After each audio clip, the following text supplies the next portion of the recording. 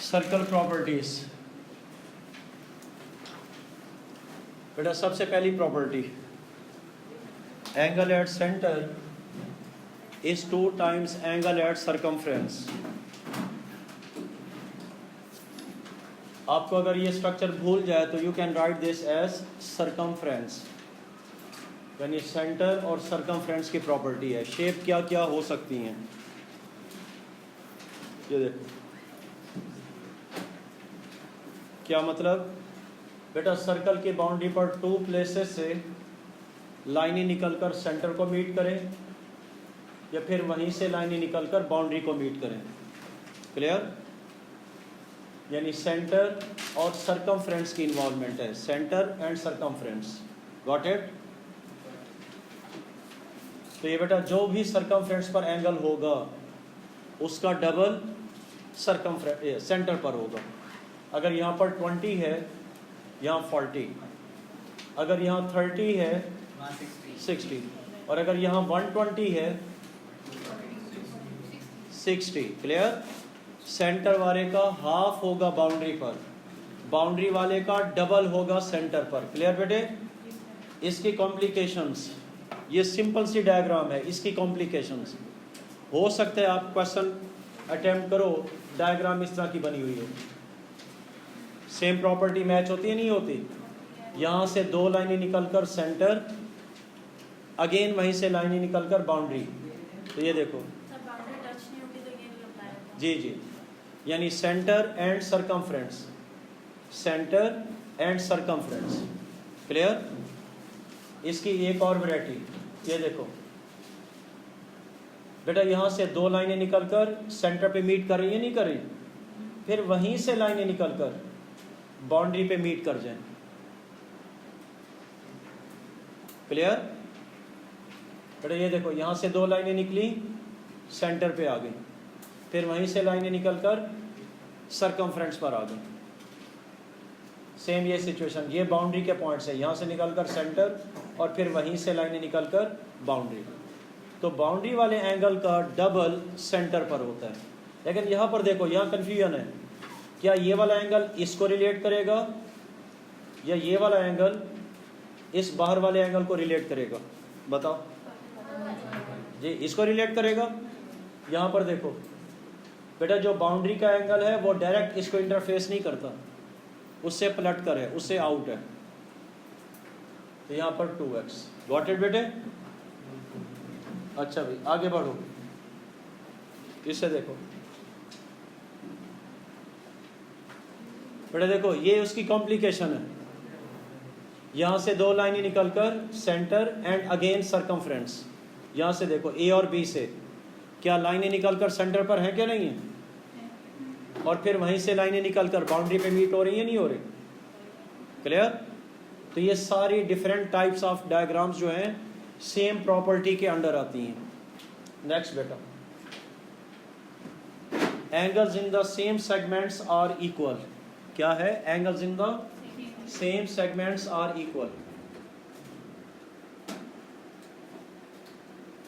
Angles in the same segments are equal. अच्छा बेटा चले, ये देखो, हर प्रॉपर्टी के अपने टेक्निकल वर्ड्स हैं, उसको याद रखोगे तो कभी भी प्रॉपर्टीज आप मिक्सअप नहीं करोगे। इस प्रॉपर्टी में कौन कौन सी 2 प्लेसेस हैं?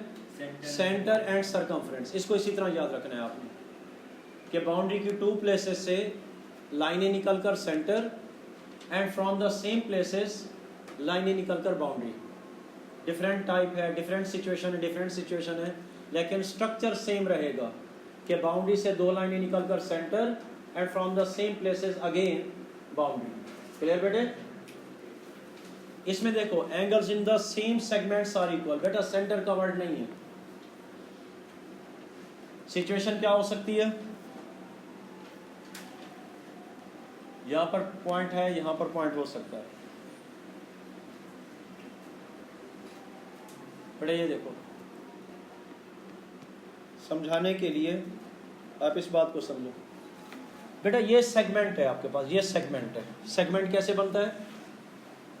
कोई भी स्ट्रेट लाइन हो और बाउंड्री से जो रीजन बने वो सेगमेंट कहलाता है। इसके सामने एंगल बेटा बाउंड्री पर ये वाला है, क्लियर? यानी इस एंगल के सामने एक सेगमेंट है, इसमें सेंटर की इन्वॉल्वमेंट नहीं है। अच्छा, इसे देखो, यहां से और यहां से लाइन निकलकर अगेन बाउंड्री पे जा मीट करे, तो बेटा ये वाला एंगल और ये वाला एंगल ये आपस में इक्वल है। रीजन देखो, इस एंगल के सामने रीजन और इस एंगल के सामने रीजन, ये वाला रीजन सेम है क्या नहीं? क्लियर बेटे? इसे कहते हैं angles in the same segment, angles in the same segment, these angles are equal. बेटा क्लियर हो गई बात? तो इसको समझने के लिए आप याद रखो, ये क्रॉस एक्स बनता है, ये वाला बेटा एक्स बन रहा है, एक्स को देखो, और एक्स वाली प्रॉपर्टी से भी आप कंफ्यूज हो जाओ। यहां पर सेंटर बहुत क्लियर है, इसका मतलब ये नहीं भी दो लाइनें कट करेंगे तो यहां सेंटर होगा, अनलेस के क्वेश्चन वाला खुद ना डिस्क्राइब करे, हम अपनी तरफ से एज्यूम नहीं करेंगे। क्लियर बेटे? तो यहां पर ये देखो, ये जो एंगल है उसके सामने आपने रीजन देखना है, क्या सेम रीजन के सामने दूसरी जगह पे एंगल मेक हो रहा है? इसका मतलब ये वाले एंगल्स आपस में इक्वल होंगे। Got it? आगे चलो, कौन से वाला जी? ये देखो, ए और बी से लाइनें निकलकर सेंटर पर हैं, ए और बी से लाइनें निकलकर सरकमफ्रेंस पर हैं, सिचुएशन मेक होती है नहीं होती? तो जो बाउंड्री वाला एंगल है उसका डबल सेंटर पे होना चाहिए ना, सेम उस सिचुएशन से। अच्छा बेटा, इसके वैरायटी बेटा इस प्रॉपर्टी की, यार तुम लोगों ने मेरी चाय ठंडी करवा देंगे बेटा, टाइम ज़ाया हो जाएगा। अच्छा बेटा देखो, इधर देखो बेटा, ये डिफरेंट सिचुएशंस, मैंने आपको क्या वर्डिंग दी बेटा? इस एंगल के सामने देखो, रीजन कौन से वाला है? इस एंगल के सामने यही वाला रीजन है ना? क्या इस एंगल के सामने भी सेम रीजन है कि नहीं है? इस एंगल के सामने देखो, इस एंगल के सामने, इस एंगल के सामने, क्लियर? तो ये कौन सी प्रॉपर्टी हो गई? Angles in the same segments are equal. Got it बेटा? यानी अगर आप कंफ्यूज हो जाओ तो पहले आपने ये देखना है कि भाई इसमें सेंटर की इन्वॉल्वमेंट नहीं है, जिसमें सेंटर की इन्वॉल्वमेंट नहीं है तो बाउंड्री पे जो भी एंगल्स होंगे उनके सामने आपने रीजन को चेक करना है कि क्या वो सेम है कि नहीं है। जिसके सामने रीजन सेम होगा, इसका मतलब है वो वाले एंगल्स आपस में इक्वल होंगे। अगर यहाँ पर 20 डिग्री है तो ये भी 20, ये भी 20, ये भी 20। अगर यहाँ पर 30 है तो सारे 30, यहाँ पर 50 है तो सारे 50। क्लियर हो गई बात? आगे चलो बेटा। बेटा इस प्रॉपर्टी का डिफिकल्टी लेवल जो पास पेपर्स में सिर्फ एक दफ़ा उसने पूछा है, प्रॉपर्टी क्या है? Angles in the same segment, मतलब इस एंगल के सामने जो रीजन है वो सेम है फॉर दिस एंगल ऑल्सो। ऐसा ही है ना? अब इसी वर्डिंग को ज़हन में रखिएगा। ये देखो, या डायग्राम बना रहा हूं मैं, तो इसको मैंने नोट किया। देखो बेटा, ये मेरे पास एक लाइन है ए बी, यानी ये सेगमेंट है, ये लाइन है 3 सेंटीमीटर, ये सेगमेंट है। इसके सामने एंगल कहां पर होगा? ए पर होगा, बी पर होगा, या इस कॉर्नर पर होगा? है ना बेटा? इस कॉर्नर पर होगा। इस सेगमेंट के सामने जो एंगल है वो इस सेगमेंट पर होगा। ओके हो गया? अगर इसी सर्कल में 3 सेंटीमीटर की लाइन में किसी और जगह पर ड्रॉ कर दूं, यहां पे ड्रॉ कर देता हूं, सी डी है, ये भी 3 सेंटीमीटर है, तो बेटा ये वाला रीजन और ये वाला रीजन सेम होगा, ये सेम सेगमेंट्स हैं। Got it? ये क्या सेगमेंट्स हैं? सेम सेगमेंट्स हैं, और सेम सेगमेंट्स के सामने एंगल्स इक्वल होते हैं। ये सेगमेंट सेम आ गए, इसके सामने अगर एंगल x है तो बेटा यहाँ से भी आप एंगल बना लो, उसकी वैल्यू भी x होगी। अब इनका आपस में कोई रिलेशन नहीं है, बिल्कुल सेपरेट है। आपने इस वर्डिंग को समझा कि angles in the same segments are equal, मतलब इस एंगल के सामने वाला रीजन, इस एंगल के सामने वाला रीजन वो सेम है। मैंने कॉमन की बात नहीं की है कि भी दोनों में एक जैसा नजर आना चाहिए। ये देखो, ये 3 सेंटीमीटर, जो भी रीजन बनेगा वो सेम रीजन होगा जो इस 3 सेंटीमीटर की लाइन की वजह से बनेगा। तो सेम सेगमेंट के वजह से एंगल्स आपस में इक्वल होते हैं। क्लियर होगी बात बेटा? आगे चलो भाई, बस यही प्रॉपर्टीज होती हैं जो कंफ्यूज करती हैं, बाकी सारी आसान है, आपने क्लास 10 में पढ़े थे। Segment A B equals to segment C D, ये जस्ट समझाने के लिए लिखा है बेटा। इसे देखो बेटा, डायमीटर, डायमीटर की डेफिनेशन क्या है? Diameter line passing through the origin, क्या हो गया 11 क्लास में हो, लाइन पासिंग थ्रू ओरिजिन क्या कहलाती है? डायमीटर। बेटा क्या हम इस लाइन को कॉर्ड कह सकते हैं? कॉर्ड की डेफिनेशन क्या होती है? Any line inside the circle which touches two boundary points, ऐसा ही है ना, ये कॉर्ड है। तो क्या फिर हम इसको डायमीटर क्यों कहते हैं? ये कॉर्ड तो है, कॉर्ड ही कहनी चाहिए ना। सबसे लंबी कॉर्ड। यस, मतलब उसका अपना स्पेशल नेम है, एनी, ये है chord basically, but passes through the center of the circle, so it is called as the diameter, special name है इसका। ओके ओके बेटा, लेकिन प्रॉपर्टी क्या है? डायमीटर की वजह से जो भी ट्रायंगल बनेगी बाउंड्री पर, उसका एंगल क्या होगा? 90 डिग्री का एंगल होगा। क्लियर? उसका एंगल क्या होगा? 90 डिग्री का एंगल होगा। अच्छा, इसकी वैरायटी क्या हो सकती है कि डायमीटर की वजह से, ये प्रॉपर्टी का नेम है, right angle in semi circle लिख सकते हो, right angle subtended by the diameter of a circle कह सकते हो, आपकी मर्जी है, जो आपके लिए आसान हो लेकिन वेल डिस्क्राइब्ड हो, समझ आए बात। ये देखो बेटा, ये डायमीटर है क्या नहीं है? डायमीटर की वजह से ये ट्रायंगल बन रही है, यहाँ राइट एंगल हो सकता है। डायमीटर की वजह से ये ट्रायंगल बन रही है, राइट एंगल हो सकता है। डायमीटर की वजह से ये ट्रायंगल बन रही है, ओके। डायमीटर की वजह से ये ट्रायंगल बन रही है। आपने आइडेंटिफाई करना है डायमीटर, डायमीटर की वजह से जो भी बाउंड्री के ऊपर ट्रायंगल बनेगी उस पर एंगल क्या होगा? राइट एंगल आएगा। गॉट इट बेटा, समझ आ गई बात? आगे चलो बेटा, साइक्लिक क्वाड्रिलेटरल, पहले मुझे ये बताओ भी क्वाड्रिलेटरल क्या होती है? Four sided shape. Clear? Quadrilateral क्या होती है बेटा? मुझे ये बताओ, क्या ये क्वाड्रिलेटरल है? क्लियर? अब मुझे बताओ भी साइक्लिक क्या होती है? बाउंड्री को टच करे। भाई साइक्लिक क्या होती है? जिसके चारों कॉर्नर्स बाउंड्री पे लाई करें। Four sided shape, four corner की शेप, जिसके all four corners lie on the boundary of a circle. Clear मेरे बेटे? भाई आपके पास ये क्वाड्रिलेटरल है, हम इसे साइक्लिक नहीं एक्सेप्ट कर सकते। ये देखो, क्या ये फोर साइडेड शेप है कि नहीं है? ये क्वाड्रिलेटरल है, फोर साइडेड शेप है, लेकिन साइक्लिक नहीं है। साइक्लिक क्यों नहीं है? इसके 1, 2 और 3 कॉर्नर्स तो बाउंड्री पर हैं, ये फोर्थ कॉर्नर बाउंड्री पर नहीं है। ओके हो गया? ऐसी क्वाड्रिलेटरल जिसके all four corners lie on the boundary of a circle, that quadrilateral is called the cyclic quadrilateral. Okay हो गया बेटा? ये वाली भी शेप हो सकती है, ABCD। ओके मेरे बेटे, इसकी प्रॉपर्टी ये होती है, मुझे ये बताओ A का अपोजिट एंगल कौन से वाला होगा? D नहीं होगा, B नहीं होगा। अगर D और B इसके अपोजिट एंगल्स नहीं है, उनके नेम क्या होंगे? बताओ बेटे। Adjacent angles. अगर B और D A के अपोजिट एंगल्स नहीं है तो फिर उनको किस नाम से याद किया जाएगा? किस नाम से गिवन होंगे जी? उनको कहा जाता है एडजेसेंट एंगल्स, यानी एक ही लाइन के साथ कनेक्टेड एंगल्स। क्लियर? उनको क्या बोला जाता है? Adjacent angles. गॉट इट बेटे? अपोजिट एंगल A का कौन से वाला है? C। मुझे ये बताओ D का अपोजिट एंगल कौन से वाला है? B। क्या इसमें कोई और है, चेंज है या सेम है? A का अपोजिट C और B का अपोजिट D, ऐसा है कि नहीं है? मतलब नेमिंग अगर प्रॉपर ऑर्डर में की गई हो तो शेप का फर्क नहीं पड़ता। यानी आप नेमिंग आप किसी भी वे में करो, कोई कहे सर मैं सर्कल अगर ऐसे बनाकर, ये ऐसे बनाकर और फोर साइडेड शेप ये बना लेते हैं, और नेमिंग सर मैं ए को यहाँ से शुरू करना चाहता हूँ। कैसे बेटा हादी? हंसी आ रही है ना मेरा बेटा? ये देखो, अब मुझे बताओ ए का अपोजिट एंगल कौन से वाला है?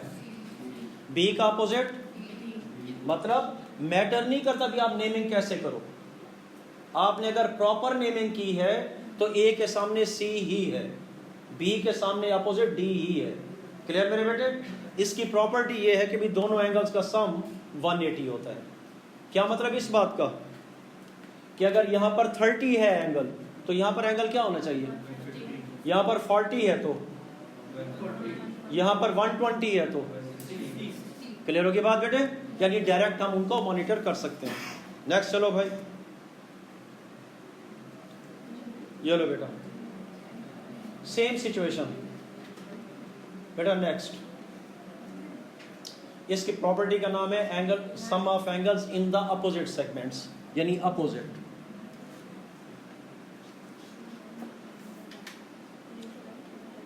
हाँ भाई बेटा, सर्कल पर टेंजेंट हो और वहां पे आप रेडियस को टच करवा दें तो राइट एंगल, रेडियस और टेंजेंट के दरमियान राइट एंगल बनेगा। और इस प्रॉपर्टी को कैसे लिखोगे? Radius is perpendicular to tangent. Wording में लिख दो या इस सिंबल को बना दो, आपकी मर्जी है। क्लियर बेटे? ये देखो जी बेटा।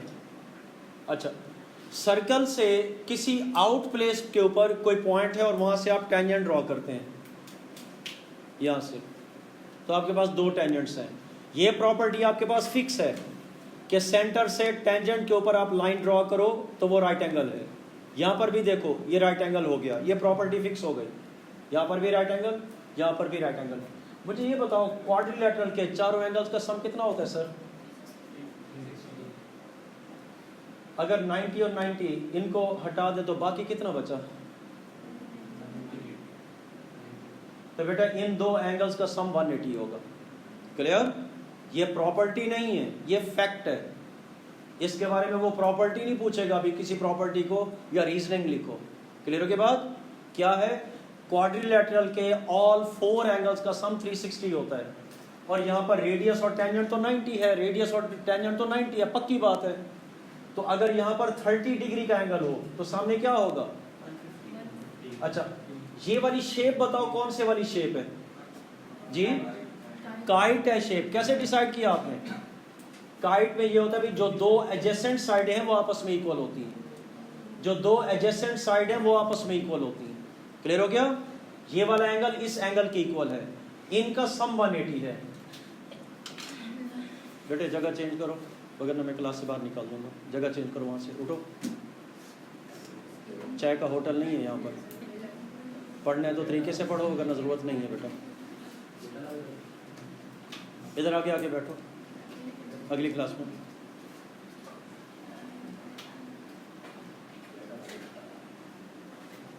पढ़ने आते हो या यही बस हंसी खाता करने आते हो?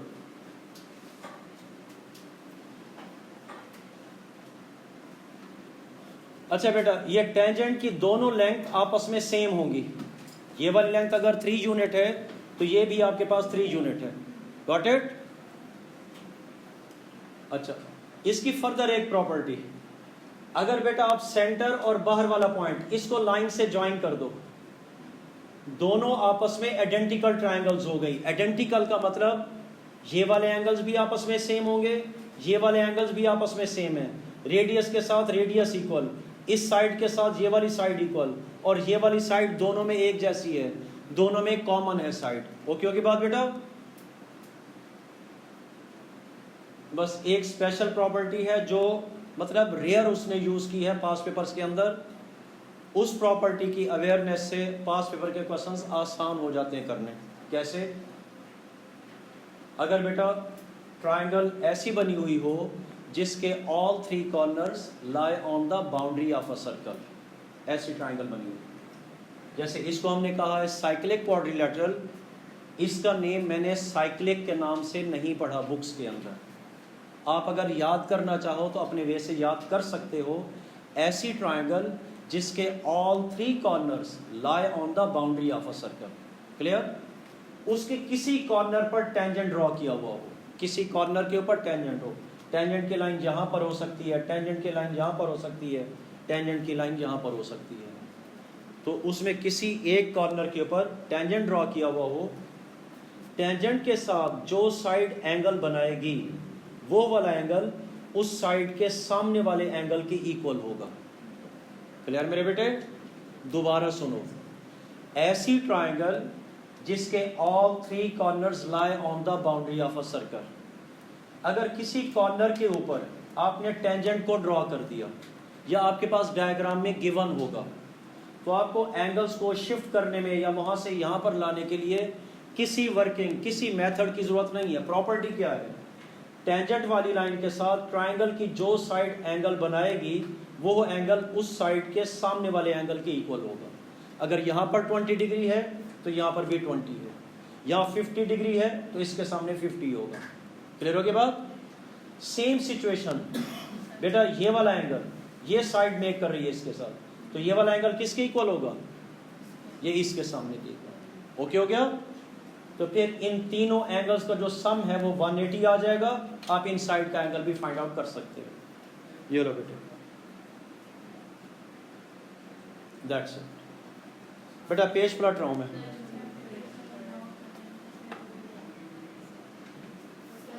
मैं इसको बेटा सेंड कर देता हूँ, ग्रुप में सेंड कर देता हूँ ना, परेशान। क्योंकि ये प्रॉपर्टीज जब तक आप बार बार इनको सामने रख कर नहीं क्वेश्चन सॉल्व करोगे तो आपके लिए मुश्किल होता रहेगा।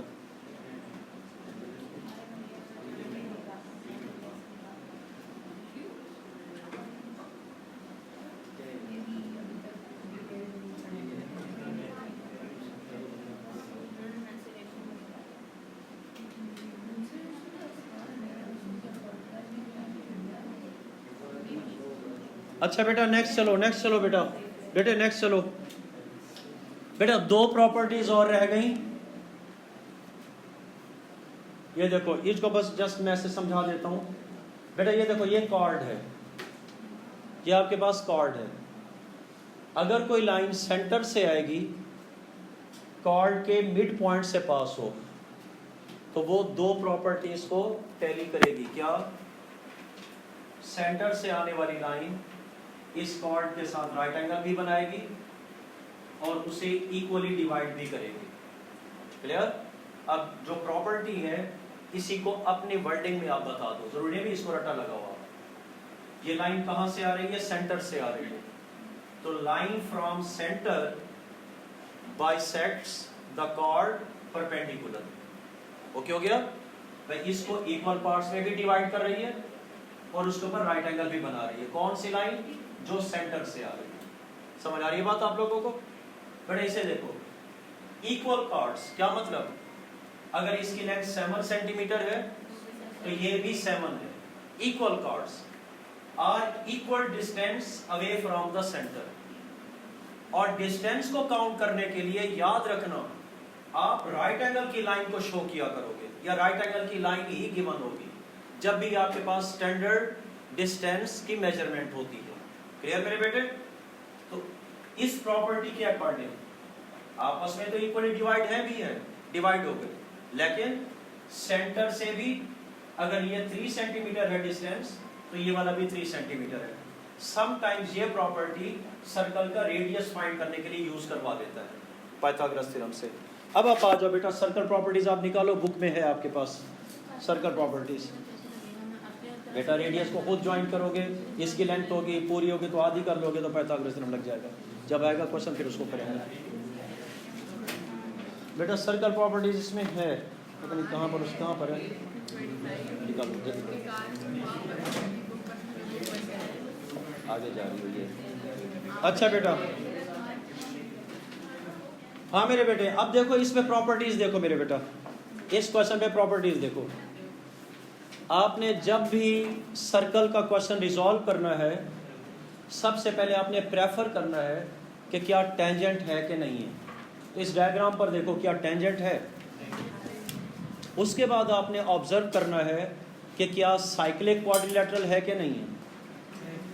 अगर है साइक्लिक क्वाड्रिलेटरल तो मुझे नेम्स लिखवाओ। जी बेटा, FBED ऐसे कह रहे हो। दूसरी कौन सी साइक्लिक है? जी FEDC।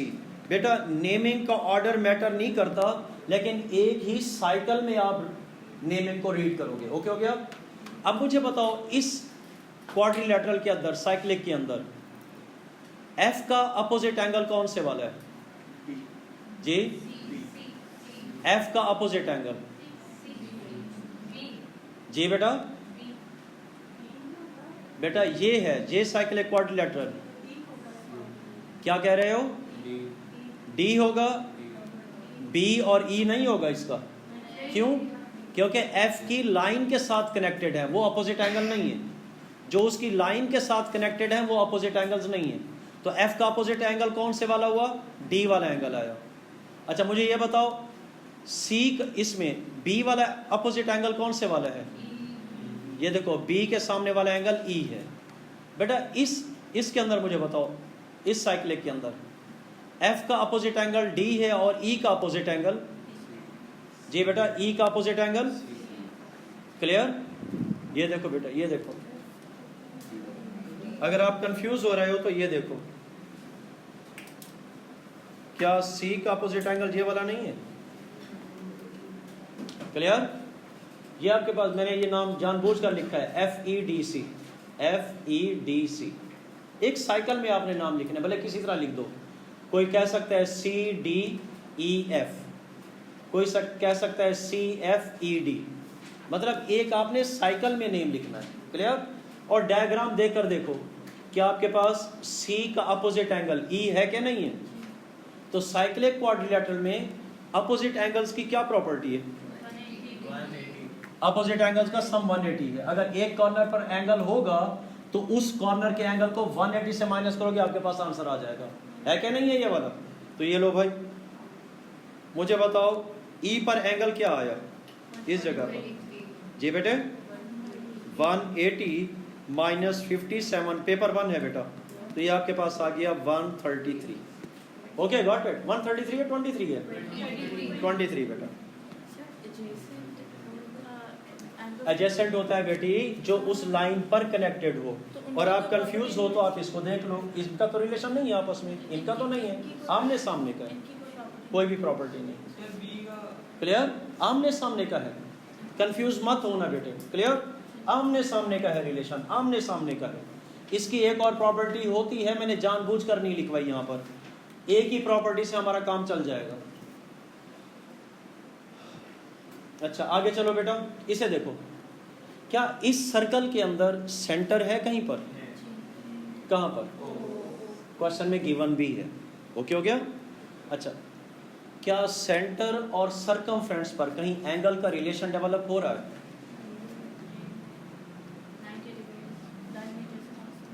बेटा सेंटर और सरकमफ्रेंस कोई 90 डिग्री नहीं होता, कोई राइट एंगल नहीं होता। ये प्रॉपर्टी है मेरे बेटे। जो सेंटर और सरकमफ्रेंस का होता है उसमें डायमीटर इन्वॉल्व है। क्लियर? तो क्या आपके पास ये वाली प्रॉपर्टी आप कहीं ऑब्जर्व कर रहे हो? ये देखो, क्या एफ और डी से लाइनें निकलकर सेंटर पे मीट कर रही हैं? क्या एफ और डी से लाइनें निकलकर सी पर मीट कर रही हैं? एग्री करते हो सब लोग? बेटा एफ और डी से लाइन निकलकर ओ पर मीट कर रही है, एफ और डी से लाइनें निकलकर बी पर मीट कर रही हैं। क्या ये सरकमफ्रेंस और सेंटर है? क्या सरकमफ्रेंस और सेंटर है? सरकमफ्रेंस वाले का डबल यहाँ पर एंगल आ गया। ओके हो गया बेटा? ओके, क्लियर हो गया कॉन्सेप्ट? तो भाई यहाँ पर मैंने इसको लिखा 14114। बेटा क्या इसका हाफ यहाँ पर होना चाहिए, है ना? अच्छा, क्या ये डायरेक्ट एंगल यहाँ पर शिफ्ट हो सकता है किसी प्रॉपर्टी से? कौन सी? Angles in the same segment identify करने का तरीका, क्या एक्स बन रहा है? उन्हीं दोनों लाइनों को देखो, यहां से निकल रही हैं, क्या वहीं से लाइनें निकलकर दोबारा बाउंड्री पे मीट हो रही हैं? इसका मतलब है एंगल आपस में शिफ्ट हो गए। बेटा अरीशा समझ आ रही है मेरी बेटी? भाई सबको क्लियर हो रहा है? ये 57 यहां पर फिक्स हो गया। बेटा मैंने यहां पर इनको देखकर आंसर्स नहीं फाइंड किए। सर्कल का क्वेश्चन इंफॉर्मेशन देखकर, डायग्राम देखकर वहीं पर उसको फिल करने की कोशिश करना। जितना रिजॉल्व हो जाएगा समझो आपको आंसर्स मिलते गए। इनको देखकर अगर आप सर्च करोगे तो आप हर वक्त डिस्ट्रैक्ट रहोगे, कंफ्यूज रहोगे। अच्छा और देखो मेरे बेटे, क्या दो रेडियस नजर आते हैं आपको कहीं पर? रेडियस हैं? क्या ये रेडियस हैं? क्या बेटा OD और OF क्या ये दो रेडियस हैं आपके पास? तो मैं इस ट्रायंगल को आइसोसेलेस ट्रायंगल कह सकता हूँ। आइसोसेलेस ट्रायंगल की क्या प्रॉपर्टी है? दो साइड्स भी सेम है, उनके दो एंगल्स भी आपस में इक्वल होते हैं। ऐसा है क्या नहीं है? तो 180 में से इसको माइनस कर दें, जो भी आंसर आए उसको डिवाइडेड बाय 2 करें। यहाँ पर आंसर आ सकता है, नहीं आ सकता? यानी हमारे ज़हन में आ गया, हम एक्स्ट्रा वर्किंग में नहीं जाते। अगर हमें क्वेश्चन में पूछेगा तो हम इसे 180 से माइनस करके अपना एंगल फिक्स कर सकते हैं। बेटा ओके हो गया? अच्छा जी बेटा। बेटा सेंटर से रेडियस क्या डिफरेंट होता है या सेम होते हैं? आइसोसेलेस बन गया ना। अच्छा मुझे ये बताओ भाई, और कौन कह रहा था भाई, डायमीटर की वजह से क्या कोई ट्रायंगल बनी हुई नजर आ रही है आपको? कहां पर ट्रायंगल बन रही है? डी पर बन रही है। डायमीटर का ये कॉर्नर है, यहां से लाइन निकल कर डी, यहां से लाइन निकल कर डी। तो इसका मतलब है यहां पर पूरा एंगल 90 डिग्री होगा। बेटा अगर मैं आपसे कहूं FCD ट्रायंगल में क्या दो एंगल्स अवेलेबल हैं हमारे पास? क्या ये थर्ड एंगल फाइंड आउट हो सकता है? कैसे फाइंड करोगे ये थर्ड वाला एंगल? बेटा कर सकते हो, 180 से माइनस कर दो, करो 180 से माइनस, मुझे आंसर बताओ इसका। जी बेटा 33 भाई। पेपर 1 है बेटा।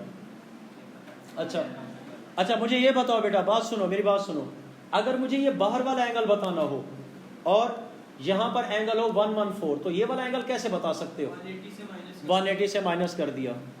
अगर मुझे ये वाला एंगल बताना हो तो कैसे बताओगे? जी रायान साहब, ये वाला एंगल क्या होगा? Vertically opposite angle. जहां पर क्रॉस बने, एक्स बने, वहां पर आमने सामने वाले एंगल सेम होते हैं। और उनकी प्रॉपर्टी क्या होती है अरीशा बेटी? Vertically opposite angles.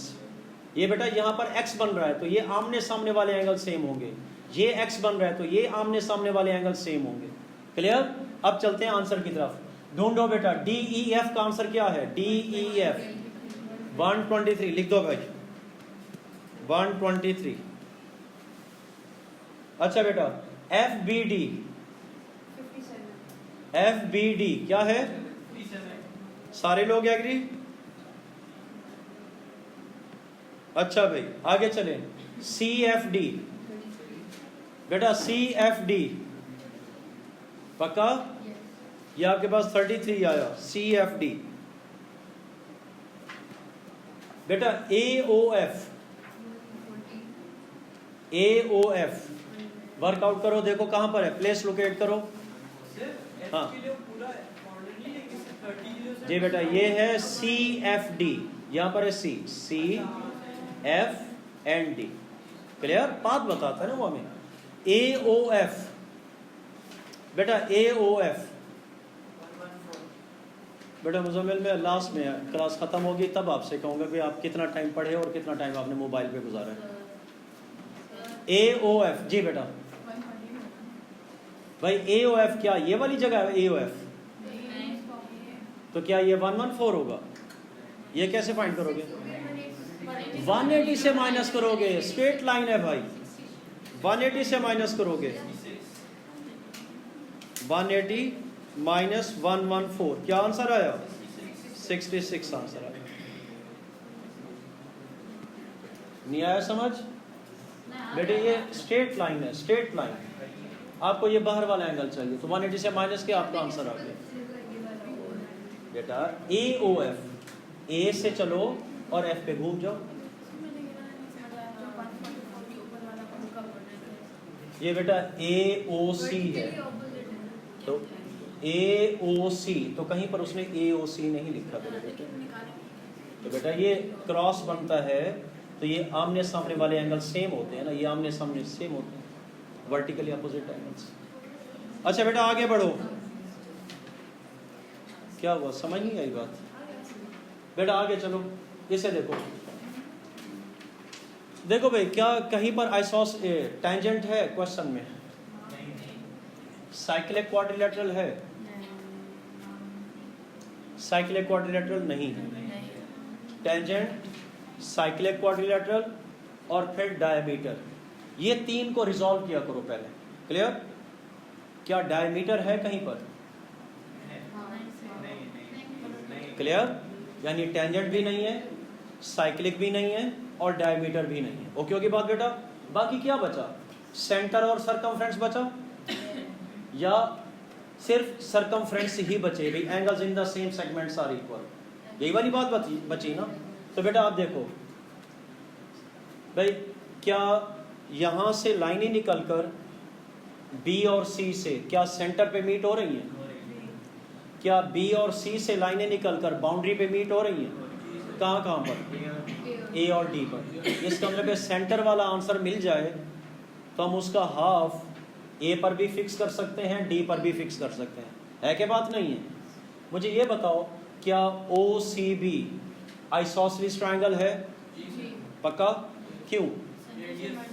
बेटी अरीशा, ये रेडियस है मेरी बेटी, ओ सी और ओ बी ये रेडियस है। क्लियर? ये 20 है तो क्या यहाँ पर 20 होगा या यहाँ पर 20 होगा? यहाँ सी वाली प्लेस पर। क्लियर? सेम साइडों के सामने वाले एंगल्स आपस में इक्वल होते हैं, तो यहाँ पर 20 आ गया, यहाँ पर आ गया 20। ये बेटा 20 + 20 कितना हुआ? तो ये वाला एंगल कितना आया? 140। बेटा 140 है तो इसका डबल होता है बाउंड्री पर या हाफ होता है? तो बेटा यहाँ पर भी 70 शिफ्ट हुआ और यहाँ पर भी 70 शिफ्ट हुआ। बेटा इन्हें हमने नहीं पहले स्टडी किया कि हमें किस बात का आंसर देना है। इस इंफॉर्मेशन को रीड कर अपनी टेक्निक अप्लाई की कि हमें सर्कल का क्वेश्चन रिजॉल्व कैसे करना है। क्लियर मेरे बेटे? आपने जब इसको फिल कर दिया, अब आप इधर आओ, जो हम आसानी से कर सकते थे, बाकी चीज़ों की तरफ अपने आप को नहीं इंडल्ज किया, जो हम इजीली उसको मैनेज कर सकते थे वो प्लेसेस हमने फिल कर दी। इसमें देखो क्या चाहिए, बी ओ सी। क्या है हमारे पास बी ओ सी का आंसर? क्या आंसर है बेटा? लिख दो 140। उसने कोई आपसे रीजन या प्रॉपर्टी नहीं मांगी भाई क्यों आंसर आया। बेटा सी ए बी कहां पर है? सी ए बी बेटा बाउंड्री पर है, 70 डिग्री आंसर। बेटा कॉन्ग्रुएंसी हमारा जो है ना वो नहीं है, सिमिलैरिटी हमने किया था, कॉन्ग्रुएंसी है नहीं। आगे चलो मेरे बेटे, बेटा पेज पलट रहा हूं, इसे देखो बेटा। देखो सर्कल है हमारे पास, क्या इसमें टेंजेंट है? कौन कौन सी पहले बातें ऑब्जर्व करोगे? टेंजेंट, साइक्लिक और डायमीटर, है ना? क्या टेंजेंट है? कौन से वाली लाइन टेंजेंट है? A T B, B T A, कुछ भी आप बोलो। तो क्या वहां पर रेडियस टच कर रहा है? तो क्या यहाँ पर राइट एंगल खुद से लगा दें अकॉर्डिंग टू प्रॉपर्टी? अच्छा लगा सकते हैं। अच्छा फिर क्या कहते हैं? State with the reason the value of B T O. B T O की क्या वैल्यू है बेटा? आप कोई जवाब नहीं देते। बी टी ओ की क्या वैल्यू है? जी बेटी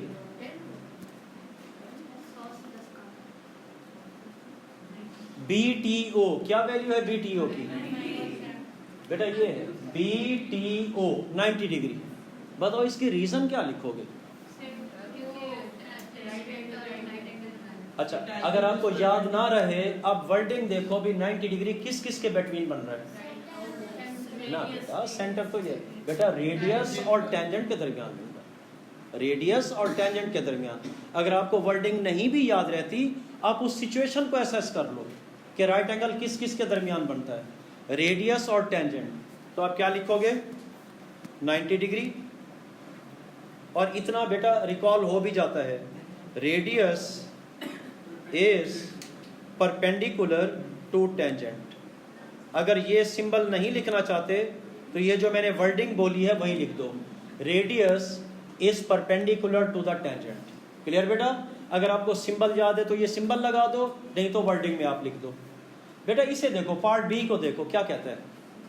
given that T B equals to 40 centimetre. नजर आ रहा है अभी टी बी की लाइन कौन से वाली है? क्लियर? टैली हो गया। सी बी 10 सेंटीमीटर, कौन से वाला पार्ट है? सी बी, वो छोटा सा चुना सा पार्ट है ना। उसके बाद क्या कहता है? And the radius of circle is x. बेटा ये एक्स कहाँ लेबल करूं? क्या यहां पर लेबल कर दूं एक्स को? कहां पर लेबल करूं बताओ? भाई क्या OT को x लेबल कर दें, क्या OC को x लेबल कर दें? तो मुझे ये बताओ ये वाली लाइन क्या हो जाएगी? x + 10। ऐसे है कि नहीं है ना? अच्छा, क्या करना क्या है इसमें? Form an equation in x। कोई राइट एंगल ट्राइंगल की कोई इक्वेशन है आपके पास? Pythagoras theorem. क्या होता है Pythagoras theorem? h² = a² + o²। बताओ h की जगह पे क्या लिखें? x + 10 whole power 2। बताओ a की जगह पे क्या लिखें? x का स्क्वायर। यानी मैटर नहीं करता, आप a और o को आपस में स्विच करके लिख दो, कोई फर्क नहीं पड़ता। बारी ओके, बात समझ आई? आपस में a और o को आप स्विच करके लिख दो, कोई फर्क नहीं पड़ता। इस सिचुएशन में x² + 40 का स्क्वायर है मेरे बेटा। क्या आपको इसके a + b होल पावर 2 का फॉर्मूला एक्सपेंड करना आता है? इसकी वजह से आगे क्वेश्चन आपका रॉन्ग हो सकता है। इसके 3-4 मार्क्स हैं बेटा। a का स्क्वायर, अगर मैं आपसे a + b होल पावर 2 पूछूं, a + b whole power 2 expand करवाओ। a²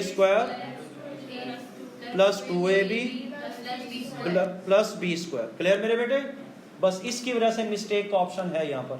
तो लिखो, एक्सपेंड करवाओ मुझे। x²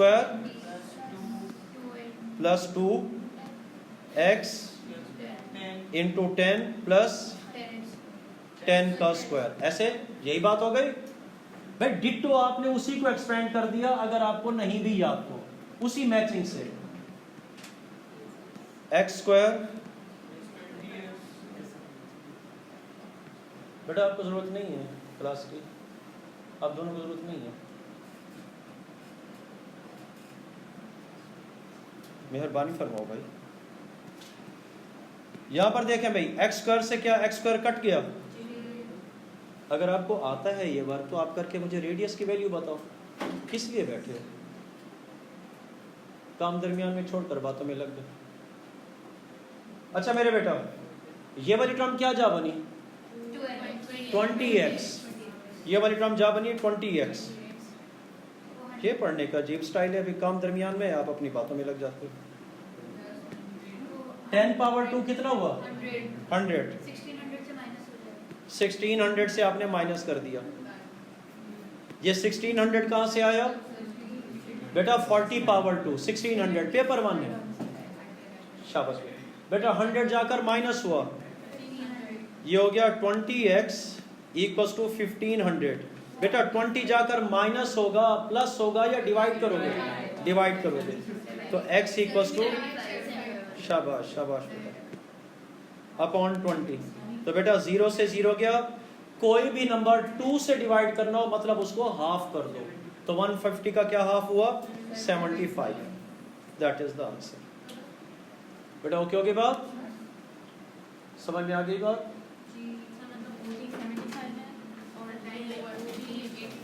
हाँ बेटा, उसने हमसे रेडियस मांगा है ना बेटा। क्लियर होगी बात? बस एक क्लास, एक या आधी क्लास, एक क्लास और चलाएंगे ताकि पेपर 1 पेपर 2 तो के आइडिया हो जाए आपको। यार खुदा का खौफ करो, ऑनलाइन में सच्ची बात है नहीं मजा आता। यहाँ सामने, ये सामने बैठकर वो गपशप में लगे जाते हैं। यहाँ पर चलो कम अज कम